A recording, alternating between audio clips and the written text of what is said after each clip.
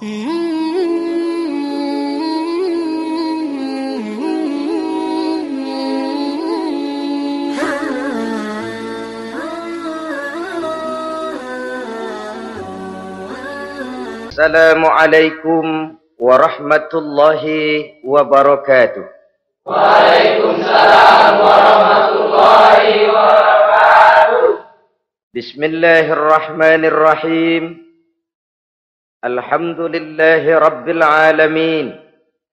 Wassalatu wassalamu ala ashrafil anbiya'i wal mursalin, imamil muttaqin, sayyidil ghurril muhajjalin, Sayyidina wa maulana Muhammadin wa ala alihi wa ashabihil mujahidin at-tahirin, amma ba'du. Saudara-saudara kaum muslimin rahimakumullah.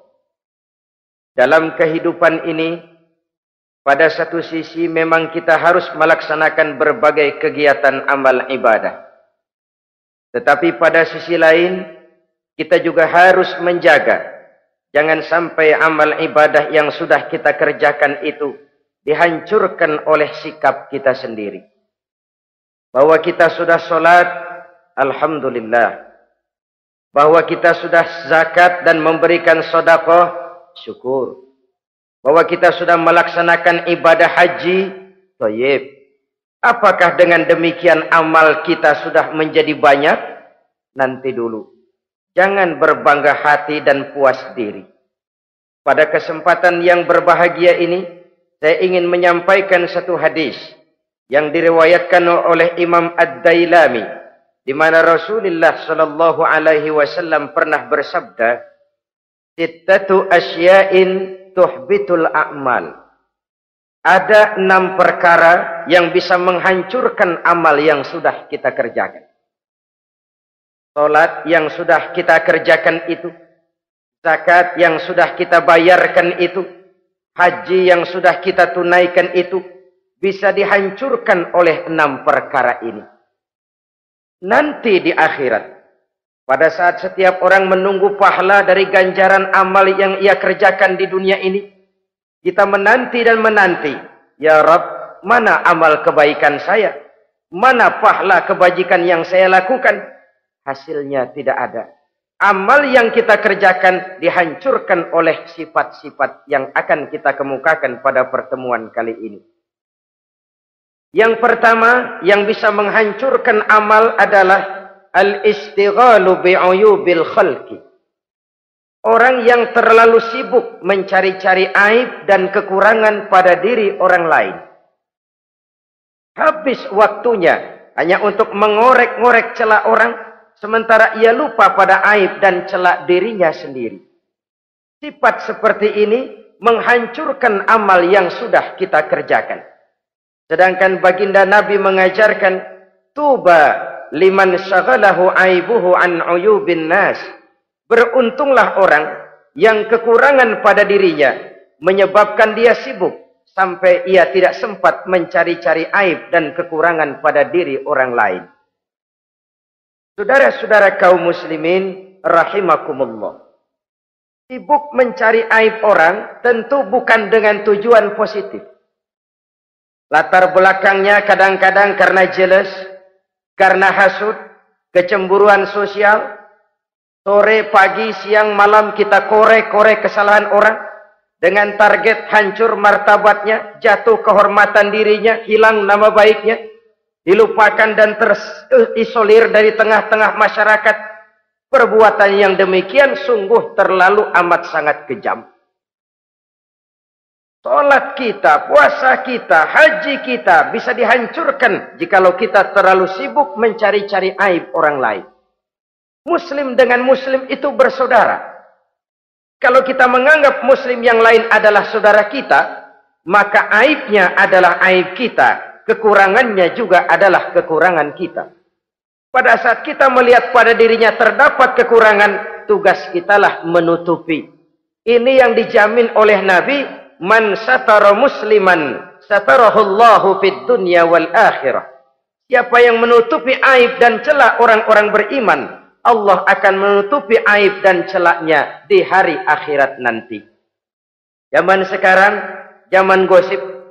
Zaman sekarang, zaman isu. Sehingga hal yang 1 meter pun dapat jadi 5 meter.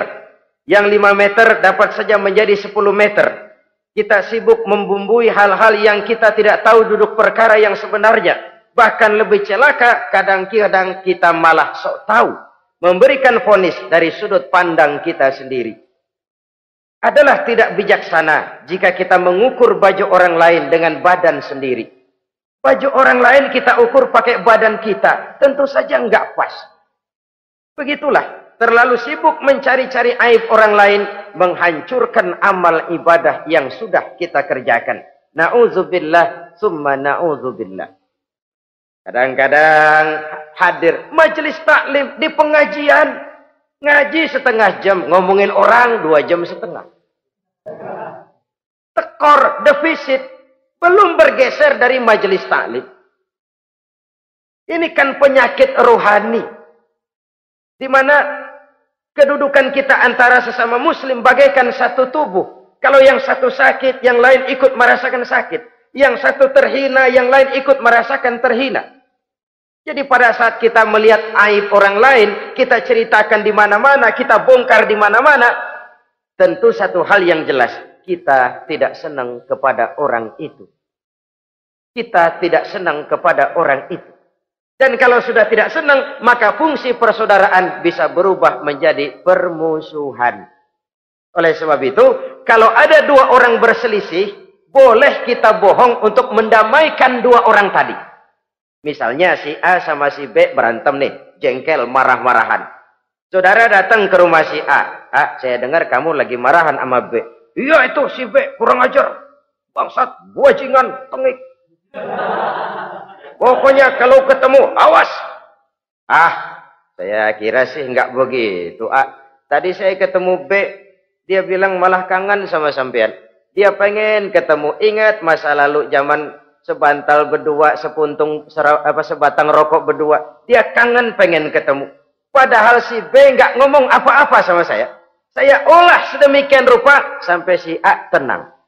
A tenang, saya datang ke rumah B. B, katanya kamu lagi marahan sama si A. Iya tuh A, kunyuk monyet. Udahlah, pokoknya kalau ketemu dia saya hantam habis. Ah, barusan saya ketemu si A, dia bilang pengen ketemu ente.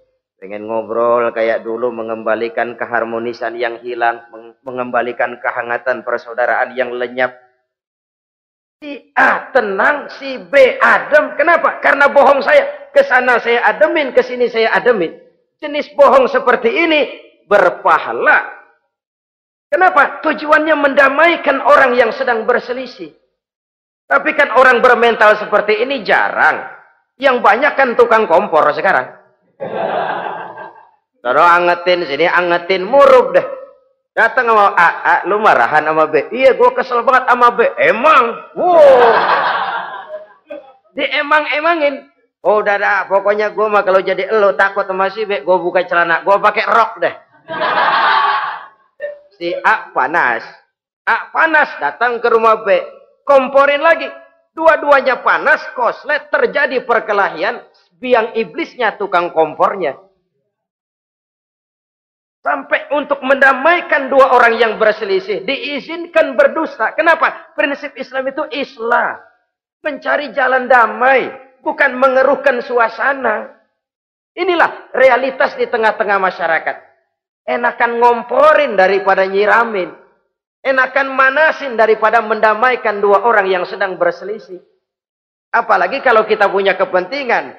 Main nimbrung aja kayak toge. Kagak ngerti urusan. Nyampur aja nyampur. Toge kan begitu toge. Ada laksa nimbrung. Ada gado-gado ngikut. Ada kredok masuk. Kagak ngerti juntrungan masalah. Main nyampur aja nyampur. Ini kan tidak objektif namanya. Nah, mental seperti ini. Wah, sholatnya khusyuk.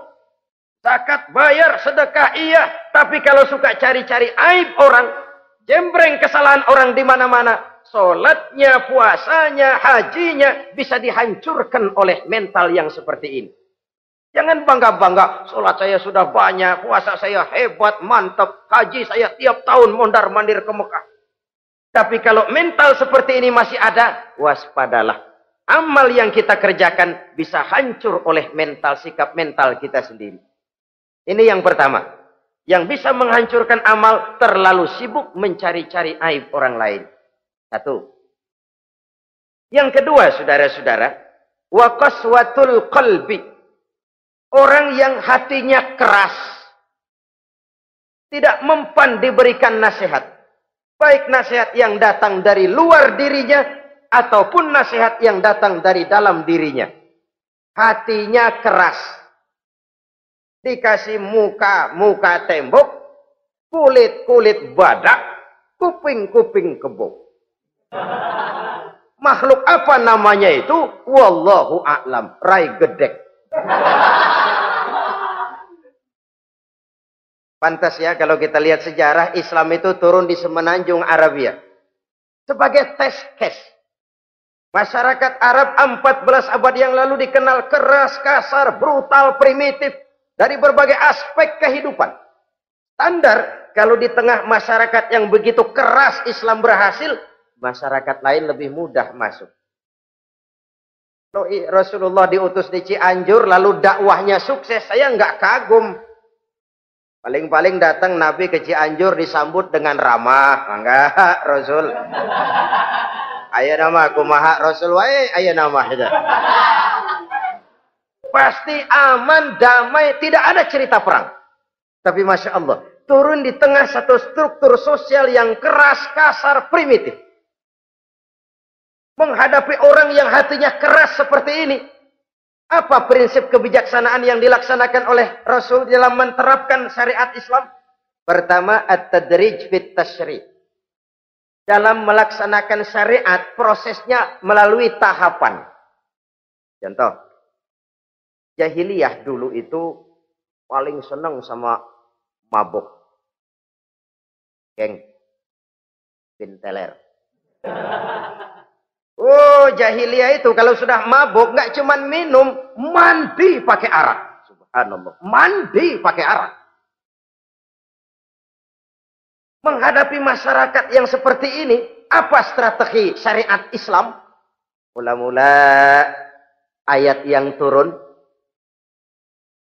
Yas'alunaka 'anil khamri wal maisir, qul fihima ismun kabirun wa manafi'un linnas. Mereka bertanya kepadamu, hai Muhammad, tentang arak. Katakan, arak itu ada manfaatnya, tapi juga ada bahayanya. Bahayanya lebih besar daripada manfaatnya. Tidak diharamkan dulu, tidak. Cuman dikasih sen. Teler emang enak. Oh, melayang ke langit. Cuman ada bahayanya. Bahayanya lebih besar daripada manfaatnya. Dikasih gambaran, dikasih sen. Tidak diharamkan mutlak dulu, tidak. Bertahap dikit dulu. Nih. Urusannya begini nih. Ada manfaatnya, tapi ada bahayanya. Bahayanya lebih besar daripada manfaatnya. Jak rasio berpikir. Setelah tahu bahayanya lebih besar, kan dikit-dikit mulain jauh. Mulain ngurangin, jaga jarak. Setelah ada jarak, turun peringatan kedua. La taqrabus salata wa antum sukara. Jangan dekati sholat kalau kamu lagi mabuk. Sholat sehari semalam 5 kali. Berarti 5 kali mereka harus jaga diri. Jangan sampai mabuk. Makin jauh. Setelah jauh sekali, kira-kira tidak goyah, turun vonis. Innamal khamru wal maisir wal ansab wal azlamu rijsun min amali syaitan fajtanibu la'allakum tuflihun. Arak itu najis, kotor, perbuatan setan. Jauhi, pasti kamu akan beruntung. Baru timbul hukum haramnya. Orang udah nggak kaget. Kenapa? Pagi-pagi udah dikasih sen. Bahayanya lebih besar. Kalau sholat jangan, kalau mabuk jangan mendekati sholat. Makin jauh. Ini tahapan. Sama juga kita kan. Begitu jebrol lahirnya cuman susu ibu. Gedean dikit sang Ambon. Kan gitu. Gedean dikit pisang ulek. Gedean dikit, nasi. Udah gede bener, jengkol jejelin. Proses. Coba bayi begitu lahir kasih pisang batu, tenggeng. Gak kuat menerima, belum waktunya. Ini proses yang dilaksanakan oleh strategi syariat Islam untuk mengobati penyakit qaswatul qalbi ini. Keras hati. Syariatnya bertahap. Tidak drastis. Tidak kalau sudah begitu ya mesti begitu. Tidak. Konsep kedua, taklilut takalif, menyedikitkan beban. Coba kita lihat, seluruh konsep agama, kalau kemampuan melaksanakan perintah berkurang, stressing perintahnya ikut turun. Angkat tuh beras 100 kilo. Nggak kuat pak, 30 kilo dulu deh. Ntar balik lagi, lama-lama juga habis. Ini konsep untuk mengobati qaswatul qalbi. Bertahap. Semua perintah agama itu begitu. La yukallifullahu nafsan illa wus'aha. Allah tidak memberikan beban kecuali sesuai dengan kemampuan yang dimiliki oleh seseorang. Kalau kemampuan melaksanakan perintah berkurang, stres perintahnya juga ikut menurun. Sholat wajib diri. Kalau mampu. Gak bisa pak sholat berdiri. Sholat dengan berbaring. Kalau mampu. Berbaring gak bisa pak. Pinggang kurap. Sholat pakai isyarat.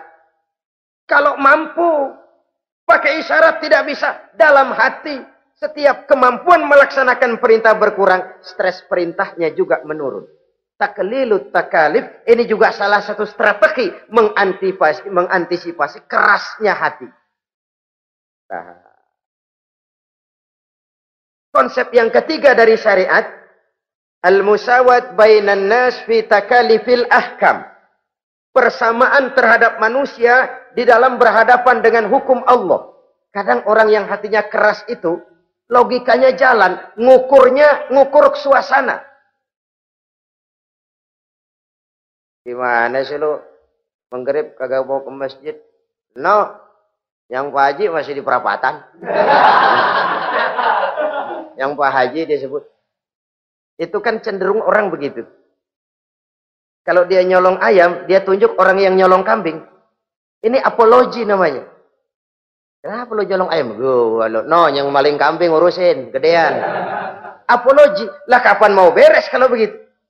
Tidak introspeksi, tidak self correction. Itu apologi. Untuk menutupi kelemahan diri, menunjuk kesalahan orang lain yang lebih besar. Itu kan nggak jantan namanya. Apologi. Tidak ada sifat untuk memperbaiki diri sendiri. Karena kecenderungan ini ada, Islam menutupi itu. Dengan apa? Semua manusia sama dalam berhadapan dengan hukum Allah. Gak ada iri hati dalam hukum Islam ini.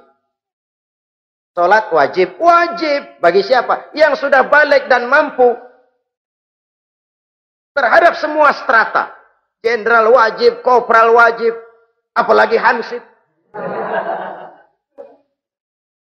Tidak ada fasilitas. Wah kamu jenderal nggak apa-apa dah sembahyang setahun 2 kali. Idul Fitri aja sama Idul Adha. Enggak tuh. Semua manusia sama dalam berhadapan dengan hukum Allah. Itu yang Nabi ingatkan. Orang-orang sebelum kamu dahulu hancur. Umat-umat sebelum ini rusak binasa. Kenapa? Karena mereka kalau orang kecil berbuat salah. Hukum cepat-cepat ditegakkan. Tapi kalau yang besar berbuat salah. Mereka diam pura-pura tidak tahu. Jadi apa ini? Yang namanya mafia peradilan bukan cuma zaman ayeuna. Sejak zaman sebelum Islam Nabi sudah mengingatkan. Mereka dahulu hancur. Kenapa? Kalau orang kecil berbuat salah, hukum buru-buru ditegakkan. Rame-rame dikeroyokin. Giliran yang gede berbuat salah, diam pura-pura nggak tahu. Hukum pakai pandang bulu. Saudara-saudara kaum muslimin rahimakumullah. Oleh karena itu orang yang keras hati itu bisa merusak amalnya sendiri. Nggak mempan nasihat, rai gedek, muka-muka cuek. Baik nasihat yang dari luar maupun nasihat yang dari dalam nggak mempan. Kan dalam hidup ini ada nasihat dari luar, dari orang lain, bisa dari fenomena kehidupan. Ini juga nasihat. Oh, dia itu kaya tapi pelit. Hatinya begitu ya. Katanya menteleng. Itu kan nasihat. Itu kan nasihat. Oh, dia waktu berkuasa tapi zolim, matinya begitu. Perutnya pancung.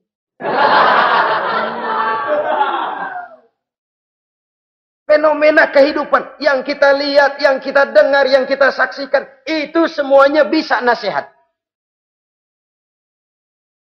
Unzuru kaifa kana akibatul mukadzibin.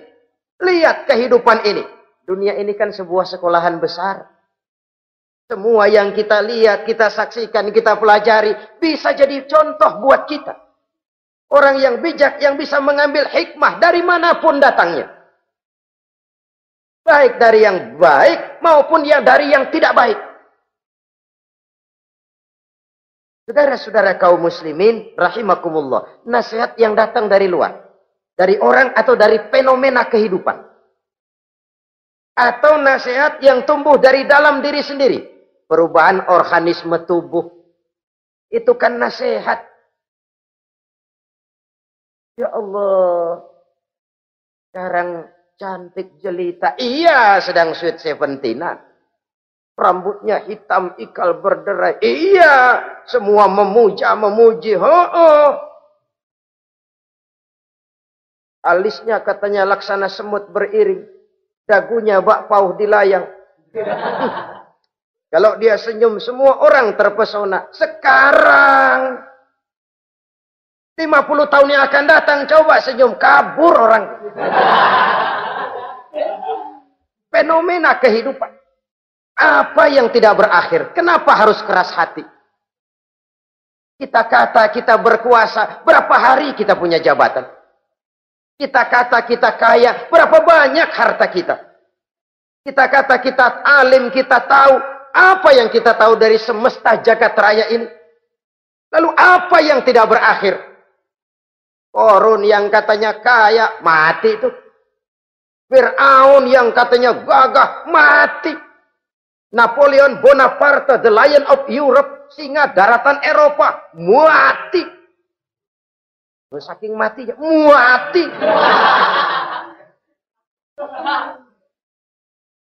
Kenapa harus keras hati? Kenapa tidak melihat perubahan fenomena alam sekitar ini? Apa yang tidak berakhir? Apa yang tidak selesai? Lalu apa yang mau kita sombongkan? Kenapa kita harus keras hati? Sehingga pantas dalam hadis kursi Allah menyatakan al-kibriya'u libasi. Sombong itu pakaianku. Manusia enggak pantas pakai pakaianku. Kegedean. Pakaian Allah mau dipakai. Kalau Allah sombong, udah pantas aja udah. Kenapa? Kagak ada Tuhan lain selain dia. Udah pantas dia nyombong. Kita nyombong apaan? Oleh sebab itu, beruntung orang kalau diberikan hati yang lembut, mudah menerima kebenaran, peka terhadap kesulitan orang lain, ringan tangan memberikan pertolongan buat mereka yang memang memerlukan. Dan enggak semua orang dikasih begitu. Enggak semua orang. Nah ini ya, Umar bin Khattab sikapnya keras, tapi hatinya gampang menerima kebenaran. Nah lain loh orang kayak begini. Keras sikap boleh keras, tapi hati mudah menerima kebenaran. Wah kalau Umar kerasnya kan luar biasa. Tapi hatinya kok gampang menerima kebenaran. Ini hidayah. Coba lihat waktu berita Rasulullah meninggal dunia. Sampaikan oleh para sahabat, Umar jengkel, cabut pedang. Siapa bilang Muhammad mati, saya tabas batang lehernya. Dia enggak siap menghadapi kenyataan. Emosinya yang jalan, bukan rasionya. Keras. Bilang deh, Muhammad meninggal. Saya tabas batang lehernya. Untung ada Sayyidina Abu Bakar. Beliau tidak bicara langsung, cuma pidato. Ayyuhan nas. Man kana ya'budu Muhammadan fa inna Muhammadan qad mata. Wa man kana ya'budu Allah fa inna Allah hayyun la yamut. Hai manusia, siapa yang menyembah Muhammad, Muhammad sudah meninggal.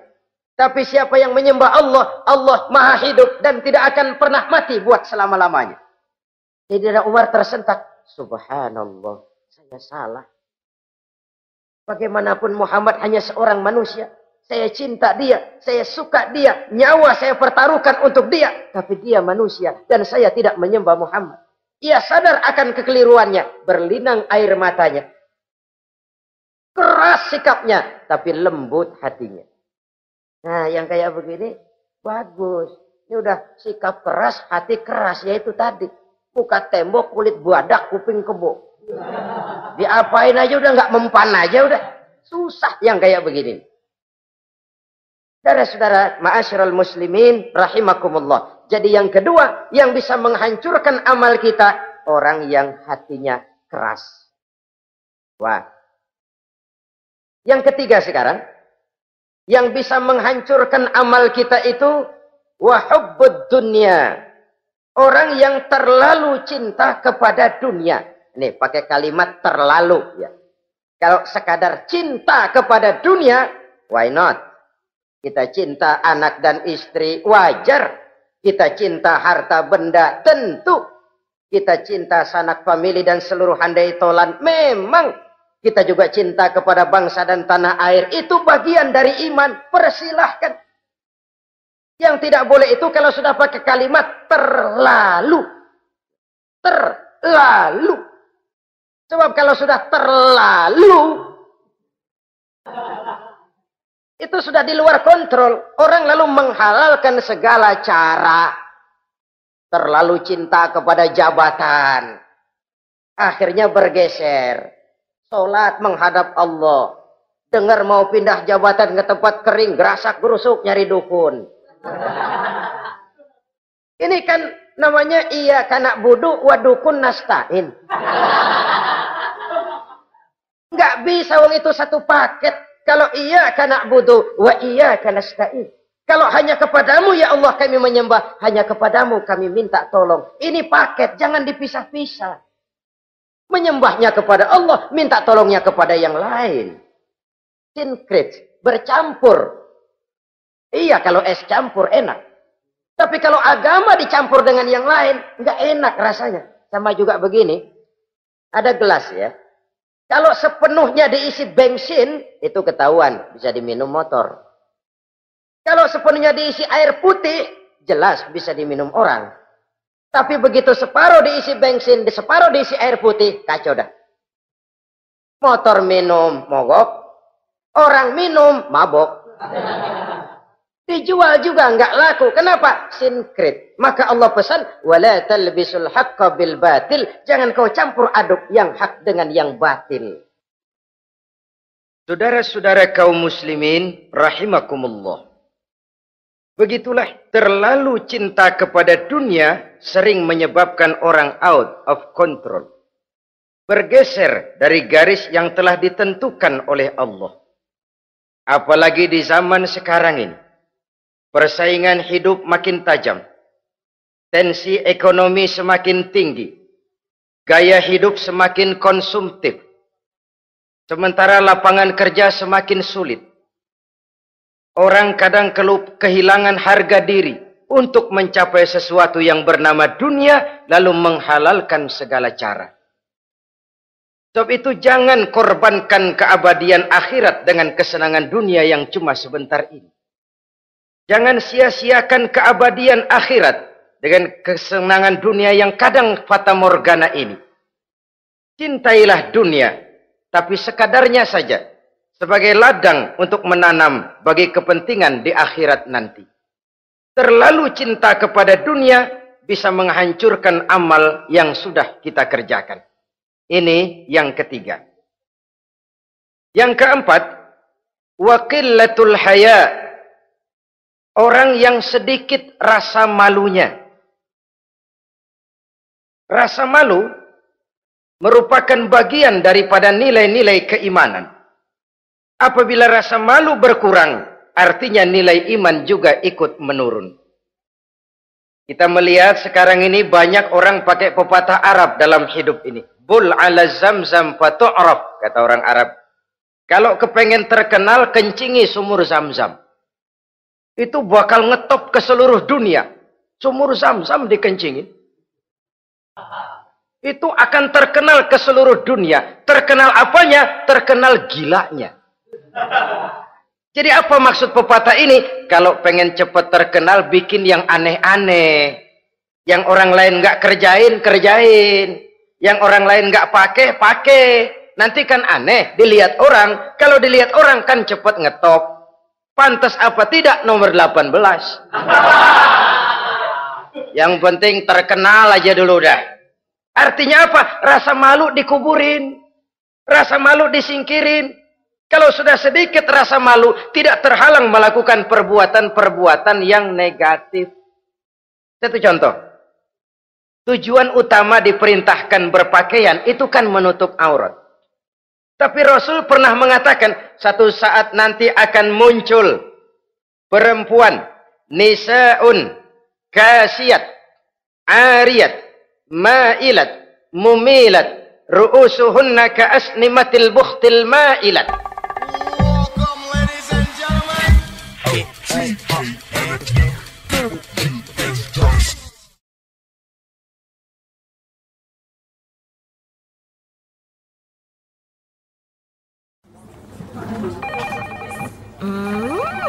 What is it? Ooh, a new chocolate product by the Integral CJ's Management. What chocolate? No, my girl. It's a new CJ's brand. Kepalanya ditata begitu rupa persis kayak punggung onta. Itu rambut lagu apa tahu deh. Ini kan fenomena berpakaian tapi telanjang. Kenapa? Yang dikejar mode, yang dikejar merek. Kiblatnya Paris, London, Roma. Imamnya siapa? Pierre Cardin, Christian Dior, Escada, Etienne Egner. Merek yang dikejar, mode yang dikejar, aurat pontang-panting. Ditambah oleh tayangan-tayangan berbagai iklan yang merangsang anak-anak kita untuk hidup konsumtif. Yo, iyo. Cocok iya jeng urang ya. Terangsang dia untuk konsumtif. Dihadapkan kepada kenyataan. Suasana ekonomi nggak menunjang. Orang tua lemah ekonominya. Dia lihat sekelilingnya, ternyata yang lain juga begitu. Banyak teman senasib, kumpul. Disingkirkan rasa malu. Akhirnya tukang bajai ditodong. Qillatul haya, sedikit rasa malu. Kalau sedikit rasa malu, dia tidak terhalang lagi melakukan perbuatan-perbuatan yang negatif. Dan itu berarti menghancurkan amal-amal yang lain. Sebab itu budaya malu ini sangat penting. Coba kalau dia hinggap di hati seorang pejabat. Pejabat yang punya rasa malu, Masya Allah, membawa manfaat yang besar buat rakyatnya.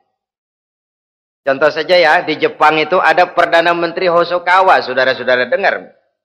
Baru 8 bulan jadi Perdana Menteri. Dia dijuluki Mr. Clean, Mr. Bersih. Diisukan terlibat skandal, cuma 4-6 miliar rupiah. Itu pun buat kampanye kemenangan partainya. Diisukan begitu rupa, malu Hosokawa. Malu, mengundurkan diri. Baru 8 bulan jadi Perdana Menteri. Mundur, malu. Padahal Hosokawa nggak kenal ketuhanan yang Maha Esa. Nggak kenal. Tapi budaya malu ya luar biasa. Nah kalau sudah pejabat nggak punya malu. Habis. Kan sekarang umpamanya nih. Ada impres desa tertinggal. Disunatin. Sampai marah betul itu Bapak. Para pimpinan negara kita itu. Tidak ada maaf bagi pejabat yang nyunatin identitas. Kenapa? Kan tipis rasa malu. Turun dari atas sunatin. Turun ke bawah sunatin. Turun ke bawah sunatin lagi. Nyampe bawah tetelan doang dikit banget. Kebanyakan tukang sunat. Saudara-saudara. Budaya malu yang nipis. Orang kaya kalau punya budaya malu. Bawa rahmat bagi lingkungannya. Ulama kalau punya rasa malu, nggak jual ayat menghalalkan yang haram, mengharamkan yang halal. Bagaimana Kiai? Haram karena belum dapat bagian. Begitu dapat jatah, haram dikit dah. Kiamat umat kalau sudah kayak begini. Budaya malu di segala strata sekarang ini menipis. Dan itu tentu berangkat dari kualitas keimanan. Ini yang perlu dipompa ke permukaan. Dan dilematis memang sering terjadi. Satu contoh, pada satu sisi kita menggalakkan proyek pariwisata. It's okay, kita perlu devisa. Tapi pada sisi lain kita harus menjaga nilai-nilai luhur dari budaya bangsa kita. Jangan sampai kemasukan wisata mancanegara, lalu budaya mereka yang tidak sesuai juga ikut kita serap. Boleh masuk ke Indonesia, pakaian seenaknya. Dia mau udah pantas aja udah. Perempuan ayab-ayaban ke pasar pakai kutang doang. Boleh, pantas aja. Bocah kita ayab-ayaban ke pasar pakai kaos kutang, perempuan mana panok melulu.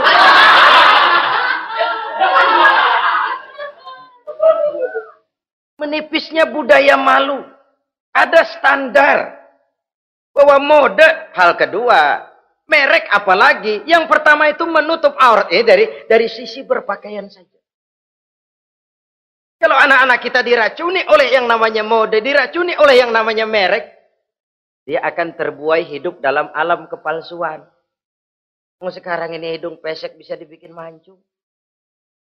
Kulit keriput jadi kenceng. Operasi plastik. Pada sisi lain pengaruh duit juga luar biasa. Ya aki-aki keriput kalau habis gusuran kenceng lagi. Pasaran keras lagi. Oleh sebab itu budaya malu ini perlu kita kembangkan. Supaya di semua strata sosial memiliki budaya yang namanya malu. Sederhana memang, tapi tidak semudah mengucapkannya. Sampai-sampai dijadikan taruhan al-haya'u minal iman. Rasa malu itu bagian daripada iman. Dan malu yang tertinggi, kalau sudah punya malu kepada Allah, itu puncak. Puncaknya di situ. Kalau cuma malu sama mertua, ngaling aja dikit, dia kagak tahu deh. Kalau cuma malu kepada petugas keamanan, terlalu banyak tempat yang mereka nggak lihat. Tapi kalau sudah budaya malu kepada Allah, tidak sejengkal tanah pun terhalang dari pengetahuan Allah. Ini nantinya juga punya pengaruh sosial. Sosial kontrol sekarang juga sudah renggang.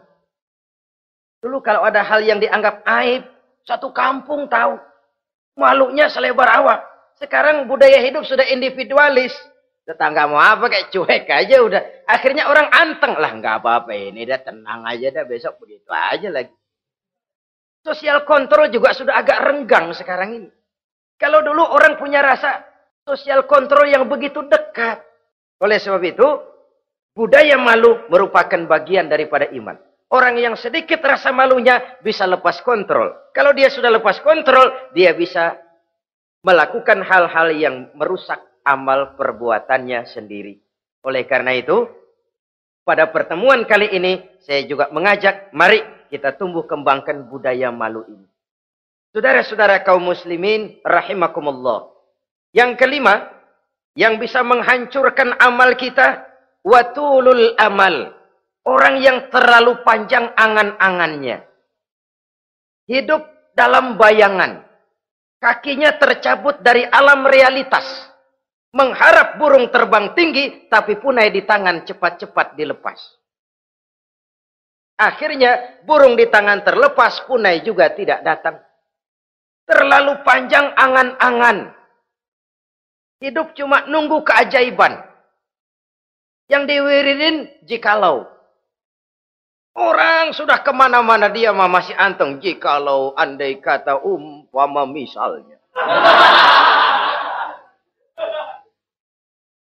Islam bukan agama orang pemalas yang selesai sholat lalu berpangku tangan. Ada orang yang cuma sujud saja rezekinya mengalir. Ada. Ada orang yang cuma munajat di keheningan malam. Rezekinya mengucur. Ada. Tapi kan bukan kelas kita. Itu kelas antara dia dengan Allah, tidak ada jarak lagi. Orang-orang yang batinnya bersih. doanya didengar, permohonannya dikabulkan, permintaannya cash. Kalau kita bisa bayang cuma nada doang, nggak mau usaha, paling banter orang undang tahlil kita. Sebesek campur geretan udah. Kita ini tahap yang bekerja, berusaha, berdoa, tawakal. Pernah dalam satu sholat Jumat Rasulullah di masjid, ada seorang sahabat Badui datang dari pedalaman mau sholat Jumat, turun dari onta cepat-cepat masuk ke masjid. Ditegur oleh Rasul, ontamu sudah kamu ikat? Belum ya Rasul. Kenapa? Saya tawakal kepada Allah. Marah Rasul. Keluar. Ikat ontamu. Masuk lagi ke masjid. Baru tawakal. Sederhana sekali. Tapi inilah gambaran kehidupan.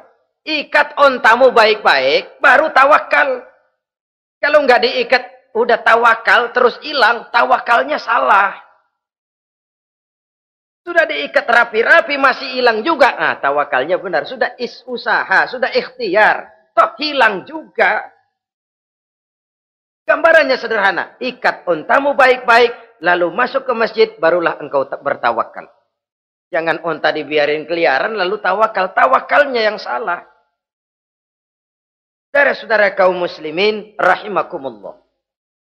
Islam mengajarkan keseimbangan. Kita wajib berusaha. Tapi tidak wajib untuk berhasil. Hasil itu hak prerogatifnya Allah.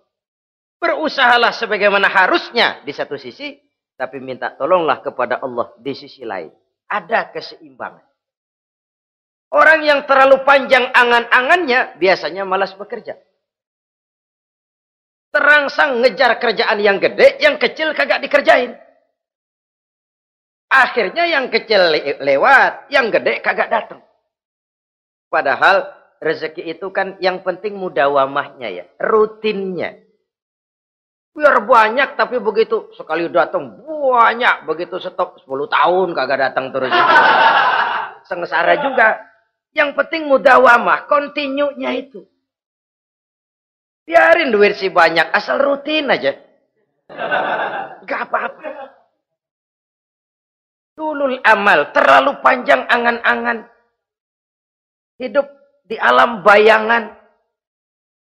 Terlepas kaki dari akar kenyataan. Hidup ini kan kenyataan, harus dihadapi secara nyata.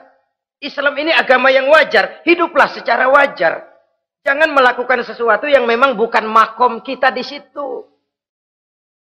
Artinya apa? Kalau memang kita cangkir, lalu minta air seember, kan lebihnya mubazir. Cangkir, minta air diisiin seember. Buat apa lebihnya? Bukan makom kita. Jangan tercabut dari akar kenyataan. Siapa sih kita ini? Jangan ibadah baru ala kadarnya, sikap udah kayak wali. Iyalah kalau wali cuma sujud, permohonannya makbul. Kenapa? Dia dengan Allah itu nggak ada jarak. Kita, lapisan dosa kita yang bikin jarak. Makanya sering dijelaskan ya. Kalau ada hadis, siapa yang baca Bismillahirrahmanirrahim, dia lewat di atas air, beku itu air, dia bisa jalan di atas air. Bismillah saja bisa jalan di air. Tapi kan soalnya kemudian, Bismillahnya orang yang bagaimana? Model kita, maaf lah, 1000 kali baca Bismillah, lewat di empang, tenggelam kita. Bukan Bismillahnya yang lain. Yang baca mentalnya, pribadinya yang lain. Makom kita belum di situ. Kalau memang makom kita masih harus berusaha, berusaha. Bahwa nanti Allah berikan rizki lewat jalan yang tidak kita sangka-sangka. Itu sih urusan Allah. Itu sih haknya Allah. Tapi urusan kita harus berusaha sebagaimana harusnya kita berusaha. Ya, emang jodoh dari Tuhan, apanya pakai nyari, nanti juga aja datang cuma nenek-nenek kali.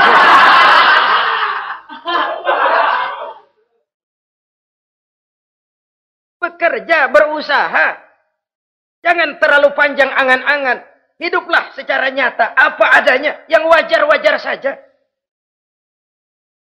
Tinggal di gubuk reot, hidup pakai gaya jet set.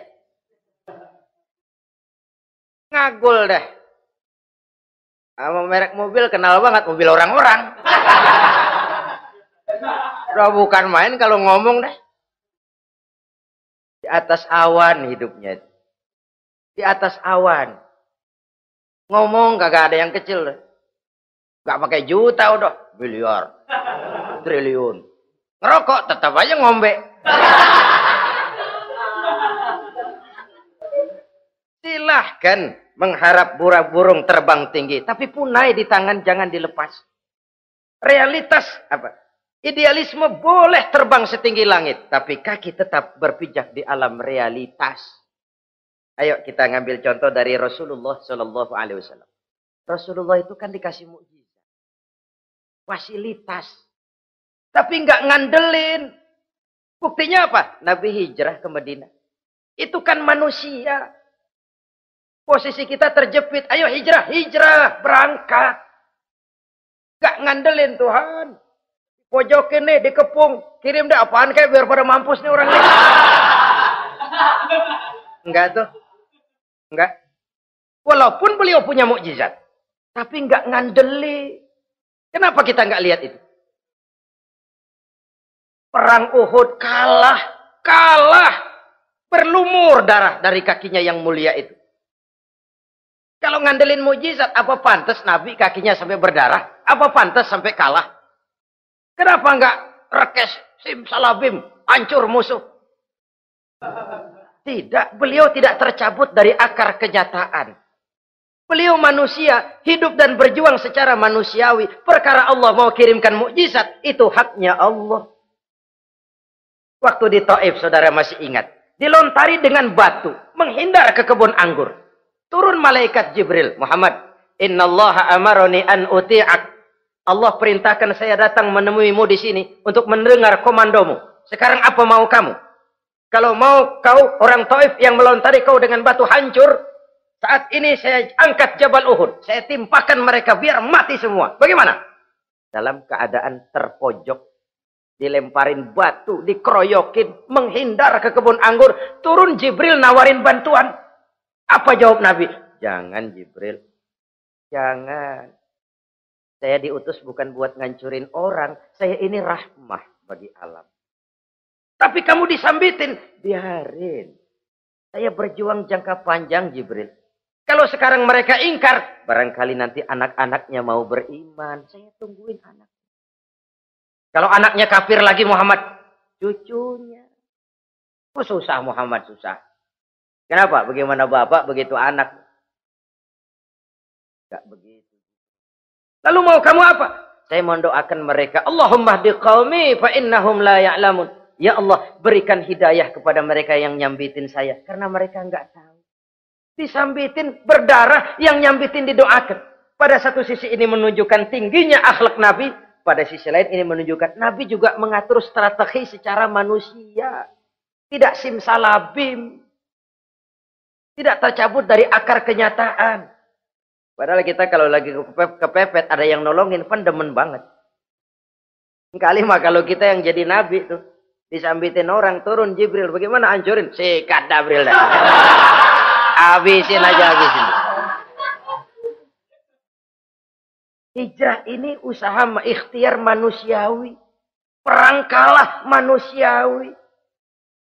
Putra tercinta wafat, berlinang air mata, manusiawi. Sakit, manusiawi. Padahal punya mukjizat. Tapi nggak ngandelin. Semua nabi juga gitu. Nabi Musa dikasih tongkat. Tapi berapa kali tuh tongkat dipakai? Waktu ngelawan tukang sihir. Waktu nyebrang di Lautan Merah. Itu aja. Selebihnya Nabi Musa berjuang secara manusia, berusaha. Gak mentang-mentang punya mukjizat tongkat, tiap dapat kesulitan, awas tongkat.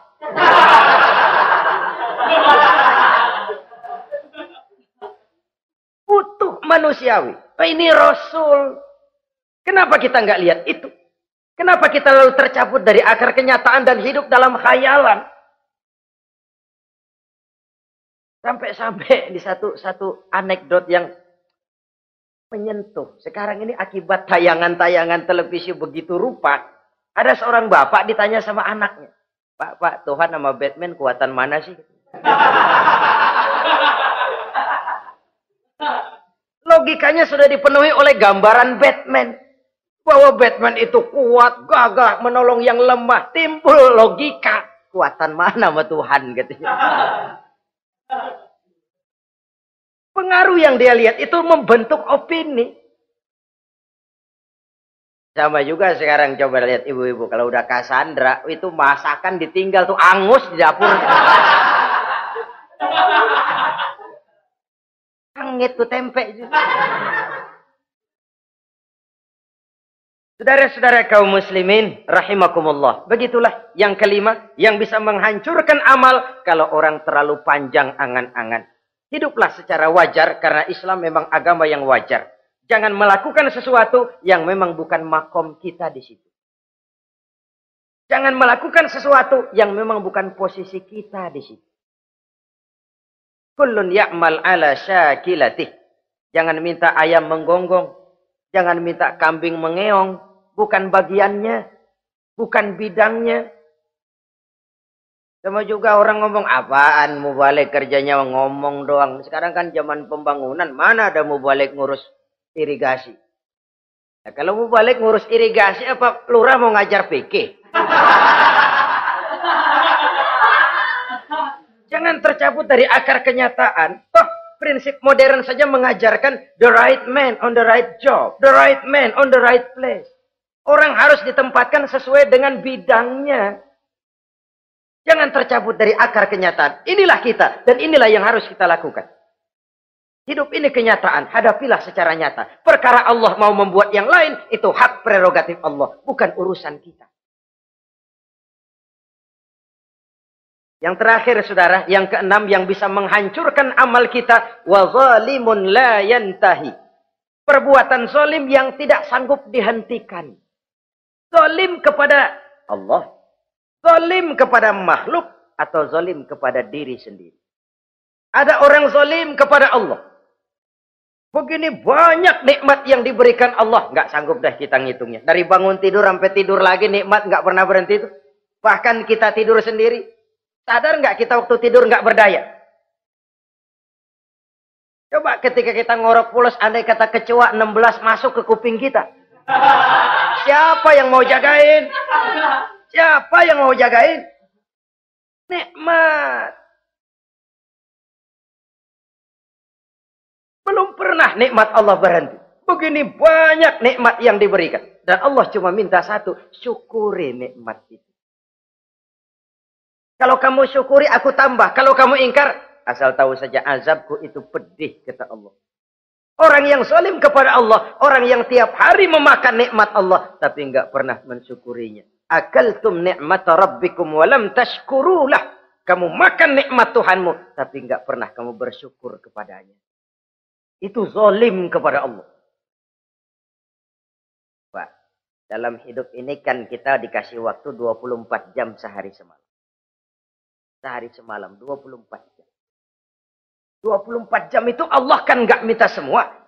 5 waktu saja kau lapor kepadaku. Sholat. Sholat kalau bagus 10 menit kan. Aroda tuh sholat bagus. Kilat 5 menit dah. Kilat khusus 2 menit. Cepet dia nggak pakai perangko. Taruhlah yang menengah kita ambil 5 menit. Kalau 5 waktu, 5 kali 25, 5 kali 5 berarti 25 menit untuk lapor. Hei manusia, aku kasih kau hidup 24 jam. 25 menit kau lapor. Banyak yang berat. Padahal sisanya masih 23 jam 35 menit. Buah gambaran ini. Zalim kepada Allah. Padahal zalim kepada Allah yang rugi bukan Allah. Se-ASEAN tidak ada yang sujud. Apa Allah tekor? Apa Allah lalu berhenti jadi Tuhan? Apa Allah lalu jadi lemah? Tidak. Zalim kepada Allah artinya juga zalim kepada diri sendiri. Lalu zalim kepada sesama makhluk. Kadang tidak kita sengaja. Karena itu dalam Islam tidak ada kebebasan mandiri. Ya contohnya ya. Kita beli radio. Kita setel di rumah kita sekeras-kerasnya. Terus dalam hati nih, radio gue. Beli gue, pakai duit gue. Gue setel di rumah gue. Sekeras-kerasnya. Urusan apa sama orang? Kata kita. Tetangga kita kan boleh juga ngomong begitu. Mata gue. Yang ngantuk gue. Gue tidur di kamar gue. Ngapa suara radio lu masuk kemari? Ini kebebasan saya nyetel radio dibatasi oleh kebebasan tetangga saya yang mau tidur. Kalau saya perturutkan nafsu saya sudah zalim kepada dia. Zalim kepada orang lain. Dan yang banyak tidak kita sadari, zalim kepada diri sendiri. Membiarkan diri hanyut dalam munkarat dan tanpa ada usaha untuk menghentikannya. Tidak ada orang yang bisa mencelakakan diri kita terus-menerus kalau bukan diri kita sendiri. Tidak ada yang bisa menyelamatkan diri kita kalau bukan kemauan kita yang tinggi untuk menyelamatkannya. Allah sudah ciptakan kita dalam bentuk yang paling mulia. Fi ahsani taqwim. Dari sekian banyak makhluk yang diciptakan Allah, tidak ada yang sekomplit, seindah, secantik manusia. Ini harus dijaga. Jangan posisi yang sudah tinggi ini kita rendahkan sendiri. Fi ahsani taqwim posisi kita. Tapi kita rendahkan. Kita kembali asfala safilin. Posisi yang paling rendah. Kita zalimi diri kita sendiri. Karena itu, zalim kepada Allah, zalim kepada orang lain, zalim kepada diri sendiri, akarnya sama, mendatangkan kerugian. Dan bisa merusak amal yang sudah kita kerjakan. Oleh karena itu, mari sama-sama kita berusaha. Pada satu sisi kita melaksanakan amal ibadah sebagaimana yang seharusnya, tapi pada sisi lain kita menjaga nilai-nilai ibadah. Jangan sampai hancur oleh perbuatan kita sendiri. Sekianlah jumpa kita kali ini. Insya Allah kita lanjutkan di lain kesempatan. Terima kasih atas segala perhatian. Mohon maaf atas segala kekurangan. Usikum wa nafsi bitaqwallah. Wassalamualaikum warahmatullahi wabarakatuh.